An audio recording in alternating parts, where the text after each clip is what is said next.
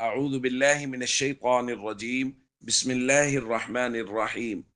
سیدہ عائشہ رضی اللہ تعالیٰ عنہ بیان فرماتی ہیں، صحیح مسلم کی روایت ہے، کانا یصیبنا ذلک فنؤمر بقضاء الصوم، کہ رمضان المبارک میں جب کبھی حیض کی کیفیت پیدا ہو جاتی تو رسول اللہ صلی اللہ علیہ وسلم نے حکم دیا کہ روزوں کی بعد میں قضا کرو۔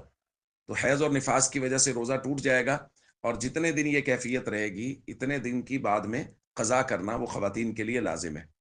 اسی طرح وہ خواتین جو بچوں کو دودھ پلا رہی ہیں یا جن کی حمل کی کیفیت اور ایسی صورتحال ہے کہ اگر وہ روزہ رکھیں گی تو ان کے اپنی جان کو یا بچے کی جان کو کوئی اندیشہ ہو سکتا ہے یا شدید مشقت ہو سکتی ہے، تو ان کو بھی اجازت دی گئی ہے کہ وہ بعد میں ان روزوں کی، ان دنوں کی قضا کر لیں۔